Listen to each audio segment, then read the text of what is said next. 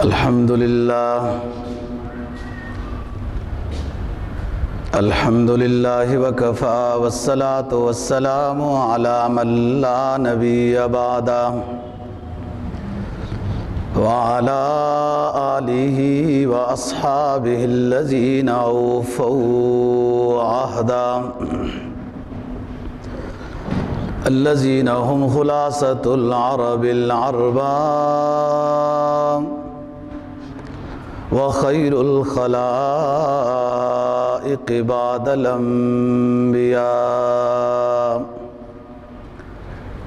اما بعد فاعوذ باللہ من الشیطان الرجیم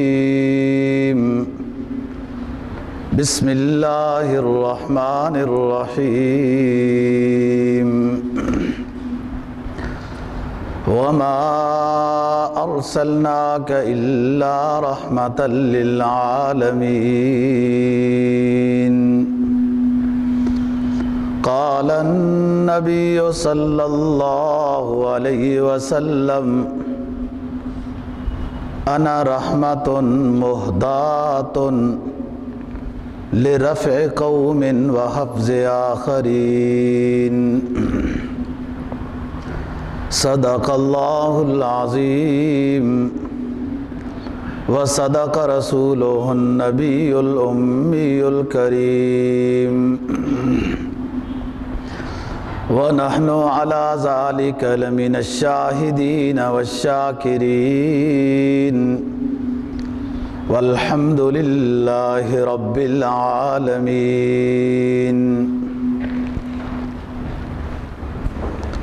سورہ انبیاء 17ویں پارے کی ایک آیت کریمہ اور جناب نبی پاک صلی اللہ علیہ وسلم کا ایک ارشاد تلاوت کیا ہے، جس کے اندر رسول اللہ صلی اللہ علیہ وسلم کی ایک صفت کا ذکر ہے، اور وہ صفت ہے کہ تمام جہانوں کے لیے اللہ تعالیٰ نے نبی پاک صلی اللہ علیہ وسلم کو رحمت بنا کر بھیجا ہے۔ فرمایا وما ارسلناک الا رحمۃ للعالمین، اے نبی ہم نے آپ کو تمام جہانوں کے لیے رحمت بنا کر بھیجا ہے۔ تمام جہانوں سے مراد عالم دنیا بھی ہے اور عالم برزخ، عالم حشر، عالم آخرت، تمام عالموں میں آپ امتیوں کے لیے رحمت ثابت ہوں گے۔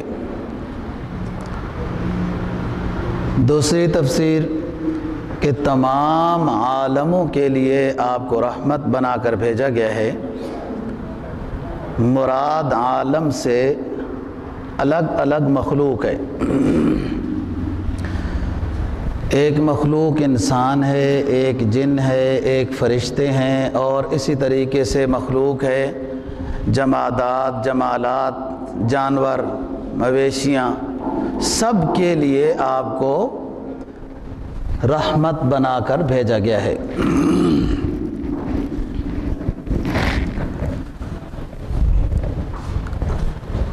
وما ارسلناک الا رحمۃ للعالمین۔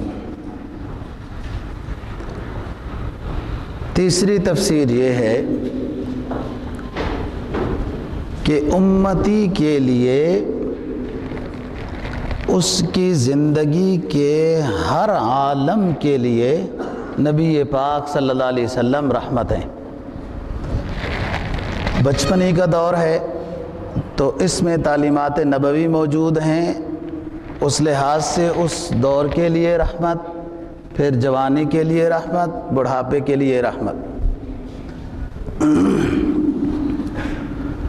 علماء تفسیر نے لکھا ہے کہ جس طریقے سے نبی پاک صلی اللہ علیہ وسلم کی اور خصوصیات ہیں جو اور انبیاء علیہ السلام میں وہ خصوصیات اللہ تعالیٰ نے نہیں رکھی، انہی خصوصیات میں سے ایک خصوصیت نبی اکرم صلی اللہ علیہ وسلم کی یہ بھی ہے کہ آپ کو اللہ نے تمام جہانوں کے لیے رحمت بنا کر بھیجا ہے۔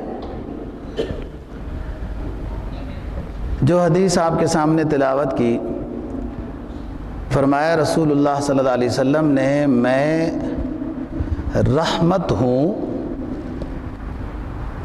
ہدیے کے طور پر اللہ نے مجھے رحمت بنا کر بھیجا ہے، مجھ سے ہدایت ملے گی اور میری ہدایت پر جو عمل کریں گے لرفع قوم، ایسی قوم کو اللہ تعالیٰ بلند و بالا کریں گے دنیا آخرت میں، وحفظ آخرین، اور وہ قوم کہ جو میری ہدایت پر عمل نہیں کرے گی وہ ذلیل ہو جائے گی دنیا میں بھی اور آخرت میں بھی۔ تو فرمایا وما ارسلناک الا رحمۃ للعالمین۔ ربیع الاول کے مہینے کی مناسبت سے میں آپ کی اس صفت پر چند گزارشات عرض کروں گا کہ امت کے لیے نبی پاک صلی اللہ علیہ وسلم رحمت ہیں، عالم کے لیے رحمت ہیں، اور یہ نعمت ہے۔ تو امتی کے ذمہ اس نعمت کی قدر کتنی ہے اور کس طریقے سے امتی اس نعمت کی قدر کر سکتا ہے، اور اس پر یہ قدر کرنی لازم اور ضروری ہے۔ رحمت کے معنی لغوی مہربان ہونا، شفیق ہونا، نرم ہونا، اور دوسروں کو فائدہ پہنچانے والا ہونا۔ مہربان یہ صفت تلازم ہے۔ مہربانی کا مطلب اپنے وجود کے ساتھ نہیں، کسی کے ساتھ معاملہ ہوگا، مہربانی ہوگی، نرمی ہوگی، تو تب یہ صفت ثابت ہوگی کہ اس شخص کے اندر صفت شفقت ہے، حلم ہے، بردباری ہے، ہمدردی ہے۔ نبی پاک صلی اللہ علیہ وسلم میں یہ صفت اکمل درجے کی تھی، بردباری، عفو درگزر، فائدہ پہنچانا، معاف کرنا، یہ بہت اونچے درجے کی تھی۔ رسول اکرم صلی اللہ علیہ وسلم کو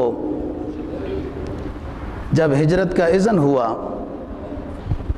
آپ بما ساتھیوں کے مدینہ طیبہ تشریف لے آئے، تو مکہ کے مشرکوں نے آپس میں مشورہ کیا کہ اپنے علاقے سے نکال دینا یہ کافی نہیں ہے، یہ وہاں جا کر خود پھر یہ قوت اجتماعیہ حاصل کر کے پھر ہمارے اوپر حملہ کر دیں گے، پھر وہ جیت جائیں گے، ہم پھر مغلوب ہو جائیں گے۔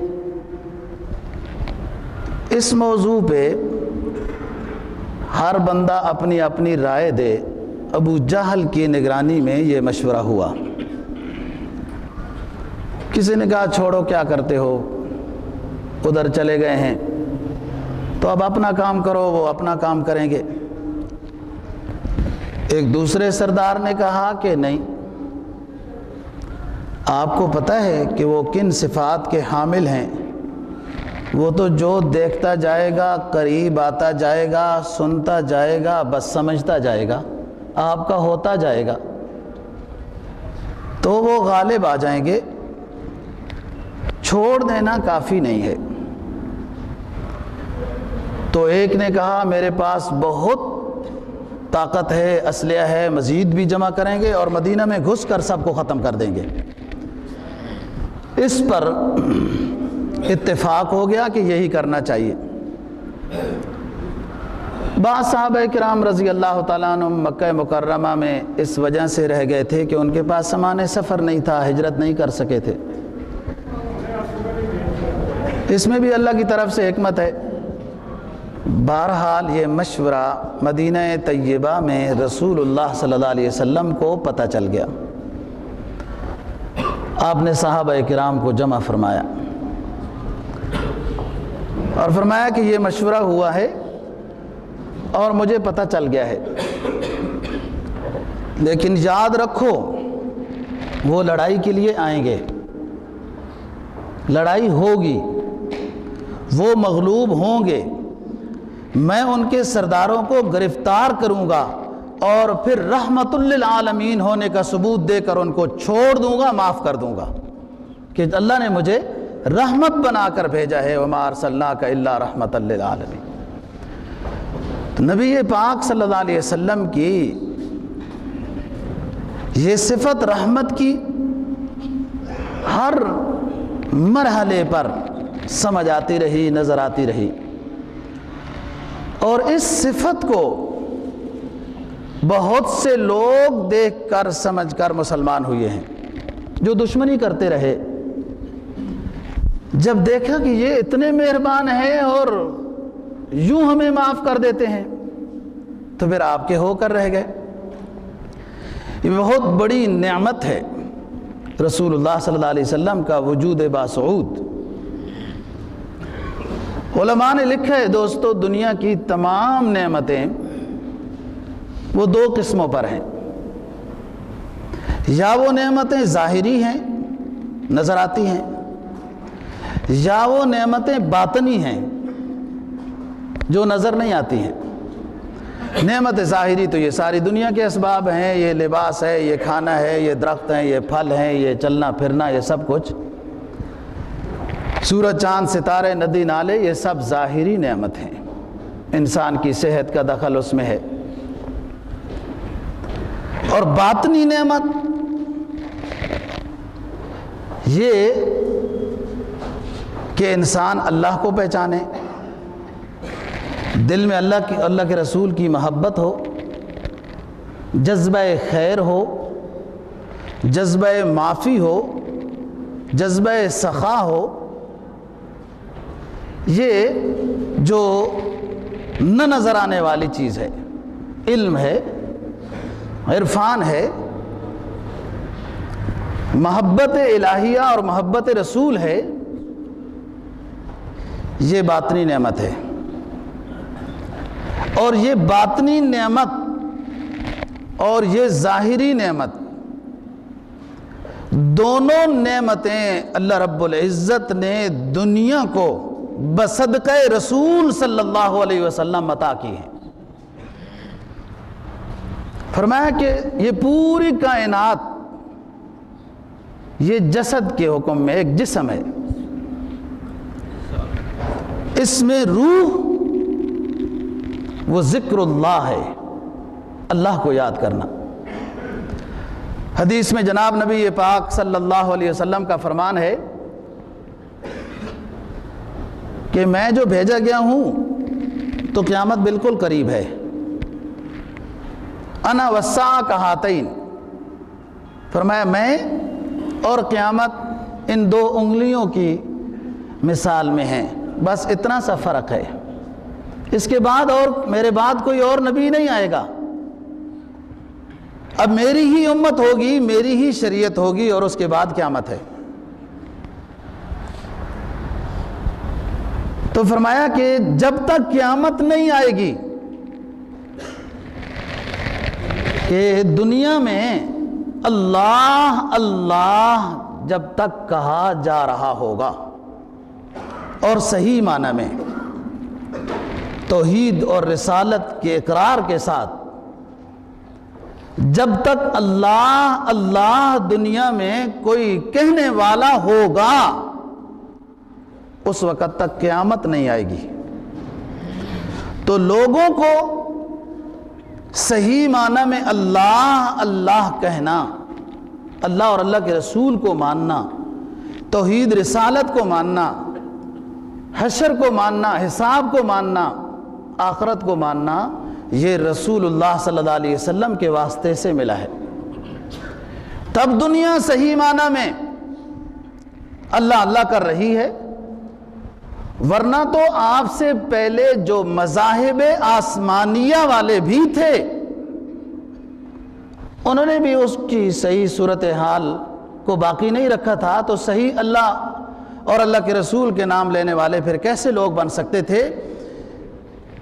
توحید کا درس ہو، رسالت کا درس ہو، فکر آخرت کا درس ہو، دنیا میں رہنے سہنے کا درس ہو، انسان کو انسانیت سکھانے کا درس ہو، اور خوف خدا، حساب و کتاب، یہ تمام اسباق بواسطہ نبی پاک صلی اللہ علیہ وسلم اللہ نے عطا کیے ہیں۔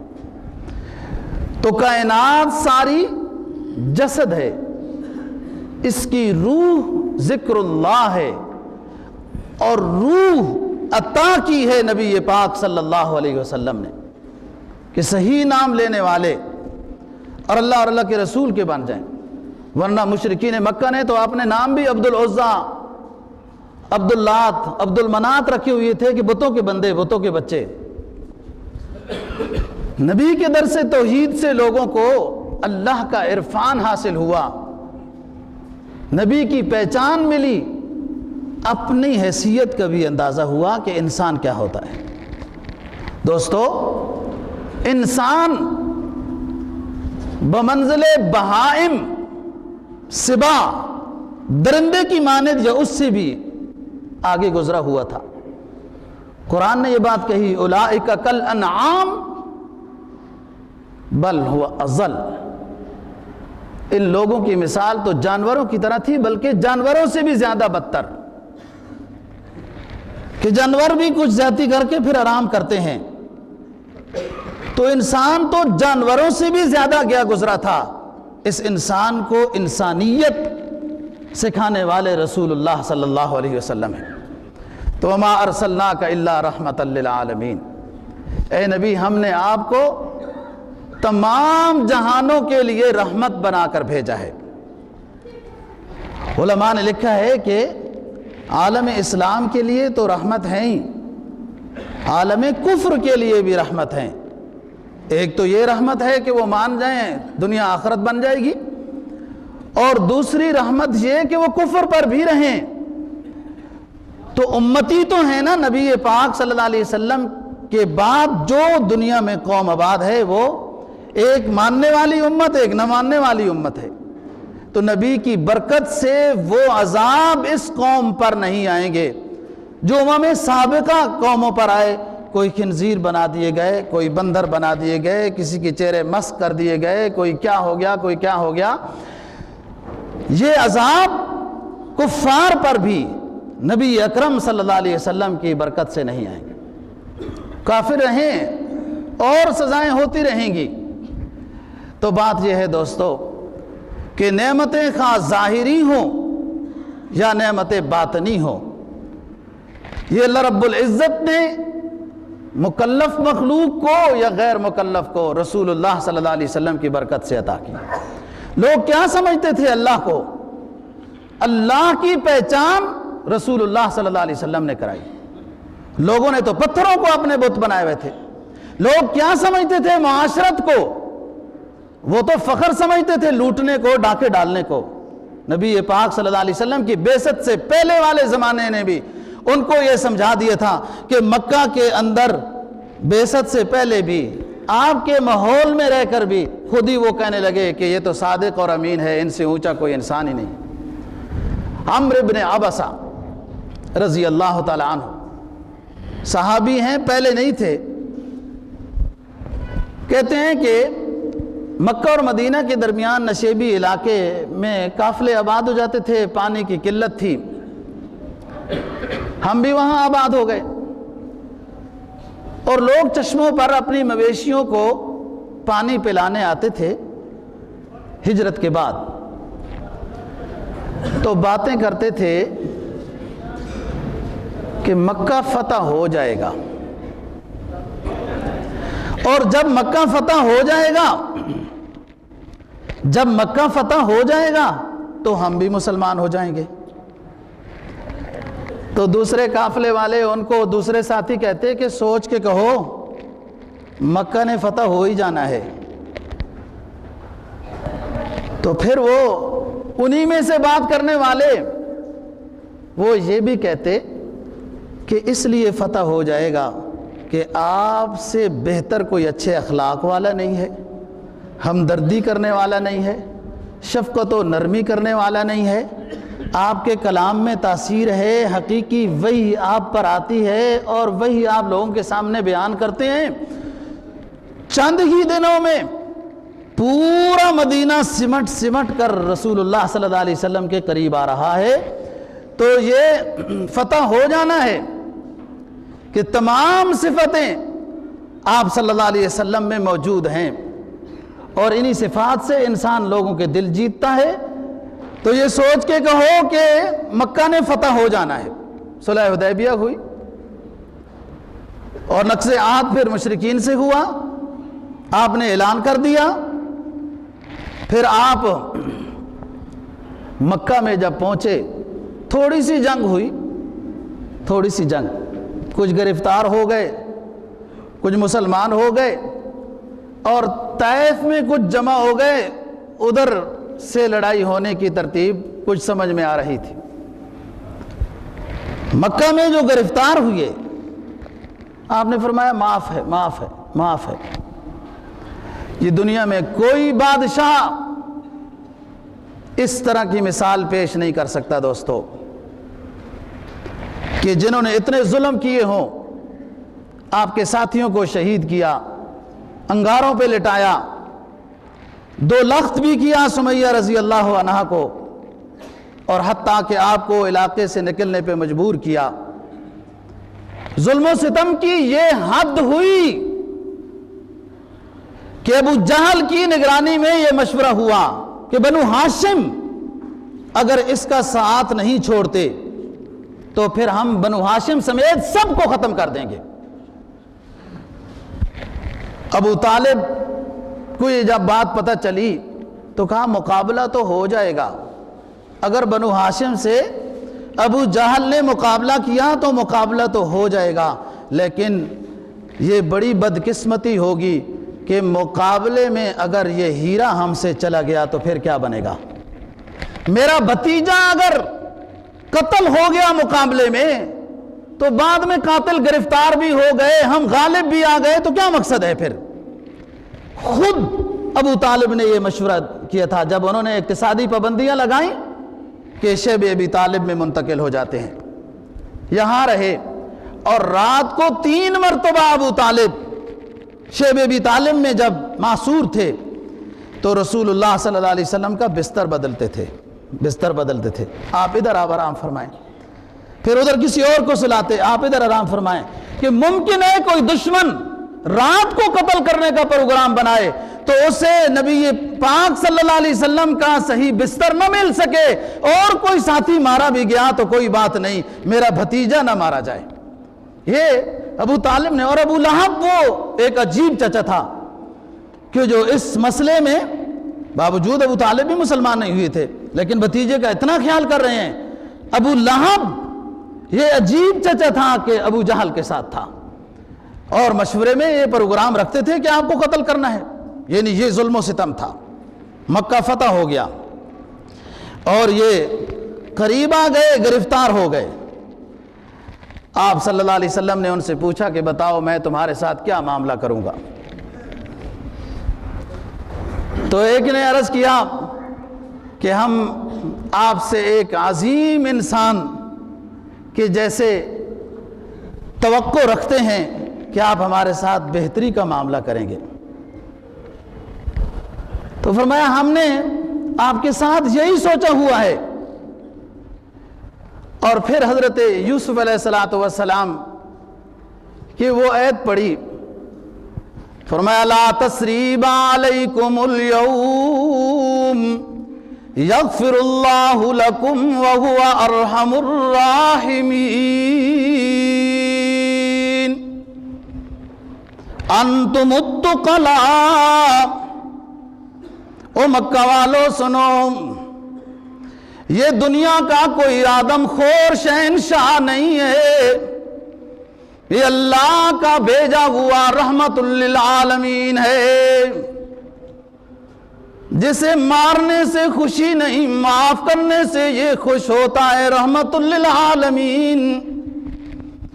تمہیں وہ پرانی باتیں گلے شکوے میں دوہراؤں گا بھی نہیں جیسے تم نے میرے ساتھ مکہ کے زمانے میں کیے تھے۔ یغفر اللہ لکم وہو ارحم الراحمین۔ میں نے تو معاف کیا ہے اور وہ بھی معاف کرنے کو پسند کرتا ہے، وہ بڑا مہربان ہے، اس سے معافی چاہو، مجھے ماننے والے بن جاؤ، اس سے معافی چاہو وہ بھی تمہیں معاف کر دے گا۔ انتم التقلام، میں چاہوں تو تمہیں غلام بنا سکتا ہوں، لیکن میں انسانیت کو غلامی کی گلے سے چھڑانے کے لیے آیا ہوں، آزادوں کو غلام بنانے نہیں آیا۔ انتم التقلام، تم آج میرے گرفتاری میں ہو، اسیر ہو، اگر میں چاہوں تو تمہیں غلام بنا سکتا ہوں، لیکن میں انسانیت کو غلام بنانے نہیں آیا، میں غلاموں کو آزادی کا درس سنانے آیا ہوں، جاؤ تم آزاد ہو۔ تو یہ رحمت للعالمین۔ ادھر طائف کی طرف لڑائی شروع، طائف کی طرف صحابہ کرام رضی اللہ تعالیٰ عنہم رسول اللہ صلی اللہ علیہ وسلم کے گرد جمع ہو گئے کہ مکہ والے تو مان گئے، سہم گئے، اور ابو سفیان رضی اللہ تعالیٰ عنہ اپنے گھر میں ہتھیار ڈال کے چھپ گئے۔ اللہ کے نبی کا روب ہے نا، اللہ کا امر، اب واللہ غالب علی امرہ، ایمان نہیں لائے تھے۔ لڑائی سے جب دیکھا کہ سارے بھاگ رہے ہیں تو یہ بھی اپنے گھر میں چھپ گئے۔ حالانکہ دوستو میں کہتا ہوں دنیا کوئی مثال ایسی نہیں پیش کر سکتی کہ اتنے سال جن ظالموں نے ظلم کیا ہو، جب وہ گرفتار ہو جائیں تو بغیر کسی بات کیے بھی معافی کا اعلان ہو جائے۔ کوئی دنیا کا ایسا بادشاہ نہیں ہے، وہ تو اتنے کسی نے زیادتی نہیں کی ہوتی اس قیدی نے کہ اس کے اوپر اتنا ظلم و ستم گراتے ہیں کہ وہ ظالم بننے کی مثال بن جاتے ہیں دنیا میں۔ یہ دنیا کے عظیم ایک واحد انسان ہے کہ اپنے جب سر لینے والے اپنے ماتحت آ گئے، گرفتار ہو گئے تو اعلان کر دیا معاف ہے۔ ابو سفیان نے جب دیکھا کہ یہ منظر بنا تو دوڑ کے گھر میں گھس گئے، ایمان نہیں لائے۔ نبی پاک صلی اللہ علیہ وسلم کو ایک صحابی نے بتایا کہ حضرت وہ سردار جو بدر میں آگے آگے، احد میں آگے آگے، احزاب میں آگے آگے آپ کے مقابلے میں تھا، آج وہ ڈر کر اپنے گھر میں چلا گیا ہے، اجازت ہو تو اس کو پکڑ کر کام تمام کر لیں۔ تو فرمایا نہیں، رک جاؤ۔ آپ نے اعلان فرمایا من دخل دار ابی سفیان کان آمنا، جیسے ابو سفیان لڑائی سے بچتے ہوئے اپنے گھر میں گھس گئے، اگر کوئی اور بھی نہ لڑتے ہوئے ہتھیار ڈال کر ابو سفیان کے گھر چلا جائے تو اس کو بھی معاف کر دوں گا۔ جب بات پتہ چلی ابو سفیان کو کہ میں نے کیا کیا اور اس رحم و کرم کے مالک نے میرے ساتھ کیا کیا، کہاں کوئی مجھے پناہ دے سکتا ہے تو میں عقیدت و محبت کی نظر سے دیکھنا چاہتا ہوں نبی اکرم صلی اللہ علیہ وسلم کو۔ باڈی گارڈ لیے کہ کوئی رضاکار، نبوت کا کوئی رضاکار پرانا دشمن سمجھتے ہوئے مجھے مار نہ دے، اور جا رہے ہیں دار ارقم کوہ صفا کے اوپر۔ رسول اللہ صلی اللہ علیہ وسلم اپنی شان و شوکت کے ساتھ جلوہ افروز ہیں۔ آج بھی اس صفا پہاڑی کا دوستو وہ نشان موجود ہے۔ صفا پہاڑی کے اوپر اللہ کا سراج منیر جلوہ افروز ہے، رحم و کرم کی بارشیں برس رہی ہیں، نورانیت کی بارشیں برس رہی ہیں، عفو درگزر کے فیصلے ہو رہے ہیں، اور ادھر ابو سفیان عقیدت و محبت کی نظر کے ساتھ آنکھوں سے آنسو ٹپکاتے ہوئے رسول اللہ کے سامنے آ گئے اور عرض کرتے ہیں اللہ کے رسول، اگر میری دشمنیاں معاف ہو سکتی ہیں تو میں بھی آپ کا غلام بننے آیا ہوں۔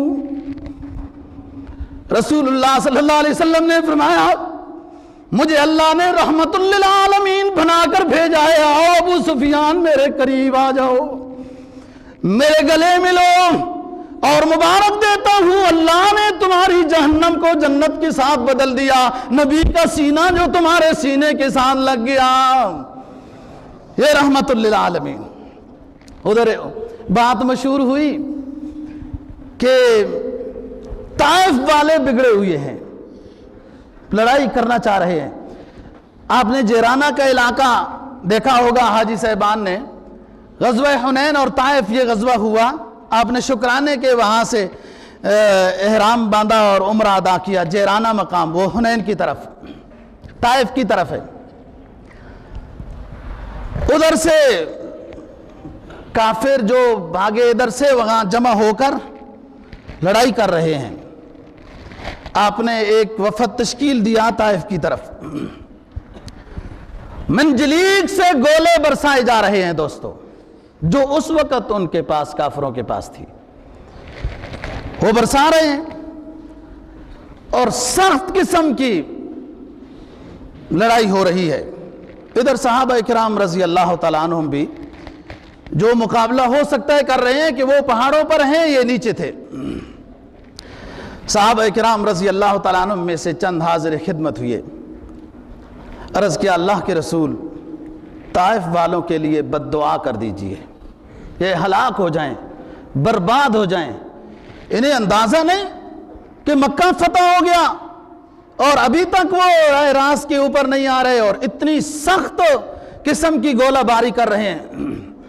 آپ نے فرمایا ٹھیک ہے، قریب آ جاؤ۔ آپ نے فرمایا اللہم اہد قومی ثقیف و طائف فإنہم لا یعلمون،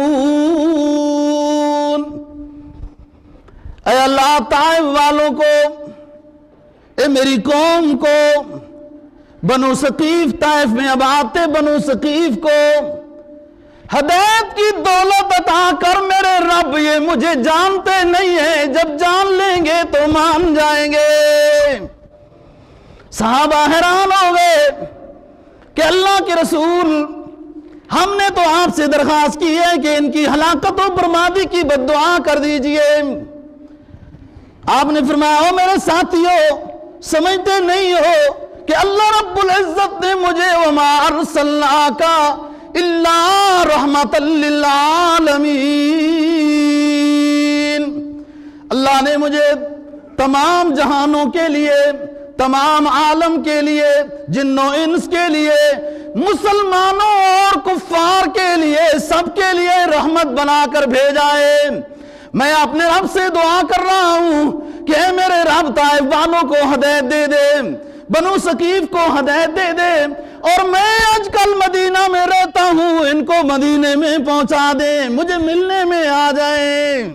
یہ دعا قبول ہوئی، اور یہ دعا قبول ہونے کے نتیجہ یہ ہوا کہ سن 9 ہجری میں طائف والے رسول اللہ صلی اللہ علیہ وسلم کو ملنے کے لیے مدینہ طیبہ میں آئے، معذرت کر رہے ہیں، اسلام لا رہے ہیں۔ تو آپ نے فرمایا صحابہ کرام رضی اللہ تعالیٰ عنہم کو کہ دیکھا ہے میں نے دعا کی تھی نا ان کو مدینہ میں بھیج دے میری ملاقات کے لیے، وہاں پہنچ گئے، آپ لوگ کہتے تھے ان کے لیے بد دعا کر دیں۔ وما ارسلناک الا رحمۃ للعالمین۔ تو بات یہ ہے دوستو، یہ نبی اکرم صلی اللہ علیہ وسلم کی خوبی کہ دشمن کو بھی معاف کر رہے ہیں۔ سمامہ بن اسال رضی اللہ تعالیٰ عنہ بہت بڑے تاجر تھے مکہ کے، اور سب سے زیادہ باہر کے ملکوں سے غلہ منگوانے والے یہ تھے۔ بہرحال مدینہ میں جاسوسی میں آئے، پکڑے گئے وغیرہ، مسلمان ہو گئے، ایک لمبی بات ہے جو مختصر آگے بات کرتا ہوں۔ مسلمان ہو کر واپس گئے اور مکہ میں جا کر اپنے اسلام کا اعلان کیا، اور یہ سب سے زیادہ ڈیلر تھے گندم جو غلے کے باہر سے جو منگواتے تھے۔ فرمایا کفار کو غلہ نہیں دوں گا، بیچوں گا بھی نہیں، اللہ یہ کہ میرے نبی حضرت محمد عربی صلی اللہ علیہ وسلم مجھے حکم دے دیں تو پھر تم کو بھی دوں گا۔ وہاں سے کافروں کا وفد آیا، حالانکہ یہ وہ لوگ ہیں کہ جب شیب ابی طالب میں آپ موجود تھے تو حضرت خدیجہ رضی اللہ تعالی عنہا کے ایک رشتہ دار تھوڑا تھوڑا آٹا لانے کی کوشش کرتا تھا تو یہ اس کو بھی روکتے تھے، بالکل کوئی چیز نہیں لانے دیتے تھے۔ یہ مسلمان حکومتیں اقتصادی پابندیوں سے ڈرتی ہیں، اقتصادی پابندیوں کے بعد ہی تو کام بنتا ہے، اس سے پہلے تو بنتا ہی نہیں ہے۔ بات یہ ہے کہ یہ اتنا غلہ بھی نہیں لانے دیتے تھے۔ ثمامہ بن اسال کو وہ بات پتہ تھی، تو ادھر وفد بھیجا مشرکین مکہ نے رسول اللہ صلی اللہ علیہ وسلم کی خدمت میں۔ انہوں نے بات کی کہ حضرت اس کے پاس غلہ ہے اور وہ مسلمان ہو چکا ہے، اور کہتا ہے کہ جب نبی اکرم صلی اللہ علیہ وسلم مجھے حکم نہ دے میں اس وقت تک نہیں دوں گا۔ آپ نے فوراً خط لکھوا کر بھیجا، ثمامہ ایسا نہیں کرنا، غلہ دو، کوئی غریب ہے تو اس کو تقسیم کر دو، جو پیسے دے سکتا ہے بیچو، میں اس طرح نہیں کروں گا جیسے انہوں نے میرے ساتھ کیا تھا۔ تو حضرت رسول اکرم صلی اللہ علیہ وسلم ہر موقع پہ دوستو رحمت ہی رحمت، اور خود وہ یوں۔ بات یہ ہے کہ ایسے نبی کا امتی اللہ رب العزت نے ہمیں بنایا ہے، ہمارے ذمہ بھی کچھ ہے دوستو۔ نئی کامیابی ملے گی اغیار کے طرز طریقے پر، نئی کامیابی ملے گی، ذلت ہی ذلت ملے گی۔ کوئی حکومت کامیابی چاہتی ہے تو تب بھی نبی کی اقتداء میں ہے۔ کوئی شخص شخصی طور پر فردن اپنی یا اپنے گھر کی حالت کو سکون میں دیکھنا چاہتا ہے تو نبی اکرم صلی اللہ علیہ وسلم کی تابعداری میں ہے، ناممکن ہے۔ اس کے علاوہ اتنے پاکیزہ ہستی کی سنتوں پر عمل کرنے میں اللہ نے برکت رکھی ہے۔ جو ناپاک پھرتے ہیں، جن کا نسب ہی محفوظ نہیں ہے، جن کا کوئی کردار اور طریقہ ٹھیک نہیں ہے، ان کے طریقوں کو اپنانے میں کیسی راحت و سکون ملے گی۔ جرمنیوں نے جب، میں مختصر سی بات اپنے موضوع سے کرتا ہوا چلتا ہوں، جب جنگ عظیم میں جرمنی لڑ کر تنگ ہو گئے اور کئی جگہوں میں فتح دیکھ کر بہت سی جگہوں میں شکست کا جب سامنا ہوا تو پھر جرمنی اس وقت کے جرنیل نے یہ بات کہی کہ کوئی ایسا بھی قانون ہونا چاہیے کہ جنگ بندی بھی ہو، پٹ کر اور پیٹ کر تنگ ہو چکے ہیں، کوئی صلح کا نظام بھی دنیا میں ہوتا ہے۔ اس نے اپنے دانشوروں کو کہا گھومو پھرو، کوئی ایسا لا دنیا میں ملتا ہے تو اس کو لے کر آؤ کہ جو جنگ بندی کے اصول بھی بتائے، صلح کے اصول بھی بتائے، کوئی دنیا میں امن کے ساتھ رہنے کے ضوابط و قانون بھی ہوں۔ دانشوروں نے گھوما پھرے، تحقیق کی تو امام محمد جو امام اعظم ابو حنیفہ رحمہ اللہ تعالیٰ کے شاگرد ہیں، ان کی ایک کتاب ملی سیر کبیر، سیرت کی باتیں اس میں انہوں نے جمع کی ہیں، سیر کبیر۔ انہوں نے وہ تمام باتیں رسول اللہ صلی اللہ علیہ وسلم کی سیر کبیر میں لکھی کہ آپ نے فلانے دشمن کو یوں معاف کیا، فلانی جگہ پہ یوں سلو کی، فلاں غزوے میں گئے لوگ یوں مان گئے، آپ نے فرمایا معاف کر دو، چھوڑ دو ان کو۔ پھر یہ اس نے وہ کتاب پڑھنے کے بعد یہ پھر سلو کی طرف آئے کہ لڑ کر کیا کرنا ہے، کہ نبی اکرم صلی اللہ علیہ وسلم، دوستو نبی اکرم صلی اللہ علیہ وسلم کے اسوہ حسنہ میں سے سلو ملی، دنیا میں رہنے کا ڈھنگ ملا بغیر جنگ کے۔ آپ تو مدینہ میں آ گئے تھے، جنگ نہیں کرنا چاہتے تھے، لیکن لوگ مدینہ میں نہیں رہنے دیتے تھے۔ تو بات یہ ہے اس نبی کا بھی ہمارے اوپر کوئی حق ہے، اور 5 حق ہیں وہ اس نعمت کی قدر کے 5 طریقے ہیں۔ ایک محبت نبی اکرم صلی اللہ علیہ وسلم کے ساتھ، ایک عظمت، 2 نمبر 3 تابعداری متابعت، نمبر 4 رسول اللہ صلی اللہ علیہ وسلم پر درود و سلام کثرت سے پڑھنا، اور نمبر 5 اگر اللہ توفیق دے تو روضہ رسول کی زیارت کرنا۔ نبی کے شہر کی زیارت کرنا بھی بڑی اونچی چیز ہے، یہ محبت کا ایک نتیجہ ہے کہ اس شہر کو بھی دیکھنے کو دل چاہتا ہے، اور اتنی محبت تو کم از کم پیدا کر لو جتنی مجنو کو لیلا کے ساتھ تھی۔ کسی نے دیکھا نا کہ یہ اینٹوں کو چوم رہا ہے، راستے کی مٹی کو چوم رہا ہے، تو کسی نے پوچھا پاگل تو ویسے بھی تیرا نام پاگل مجنون ہے، کیا کر رہا ہے؟ تو پھر اس نے اشعار میں جواب دیا تھا، کہتا ہے وَلَقَدْ أَمُرُّ عَلَى الْدِيَارِ دِيَارِ لَيْلَا وَأُقَبِّلُهَا ذَا الْجِدَارِ وَذَا الْجِدَارِ وَمَا حُبُّ الدِّيَارِ شَغَفْنَا قَلْبِي وَلَكِنْ حُبِّ مَنْ سَكَنَ الدِّيَارِ۔ او مجھے مجنو کہنے والو، میں ان اینٹوں کو نہیں چوم رہا، اس کے در و دیوار کو نہیں چوم رہا، ان اینٹوں سے مجھے کوئی عقیدت و محبت نہیں، مگر اس لیے بن گئی ہے ان اینٹوں سے محبت ہو، ان در و دیواروں سے محبت ہو کہ جس سے میں محبت کرتا ہوں وہ ان میں رہتی ہے۔ اور جس شہر میں رہنے والا ہو اللہ کا پیغمبر، اس شہر سے کیوں نہ عقیدت و محبت ہو۔ آنکھیں جو عطا کی ہیں یا رب، آنکھیں جو عطا کی ہیں تو مدینہ بھی دکھا دے۔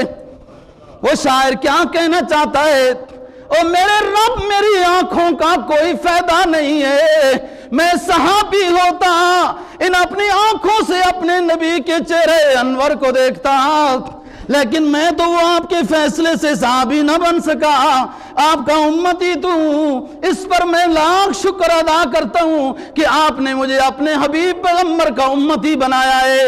یہ آنکھیں جو دی ہیں تو مدینہ بھی دکھا دے۔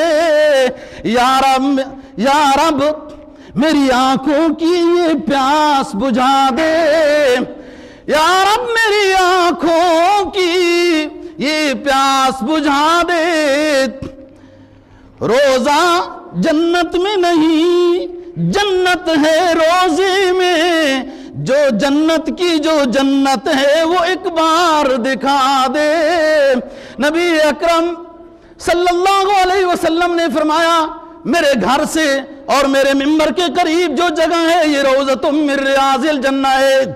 جو عقیدت و احترام میں اس ریاض الجنہ میں آ کر دو گانا پڑھ لیتا ہے، استوانہ توبہ کے قریب آ کر، استوانہ عائشہ کے قریب آ کر، استوانہ حرس کے قریب آ کر، استوانہ ابو لبابہ کے قریب آ کر، تو میں اس کی توبہ کو اللہ رب العزت فرماتے ہیں قبول کر لوں گا اور نبی اکرم صلی اللہ علیہ وسلم کی شفاعت نصیب کرا دوں گا۔ جو دنیا میں جنت میں نفل پڑھا دیے، آخرت میں نبی کا قرب بھی دے دوں گا۔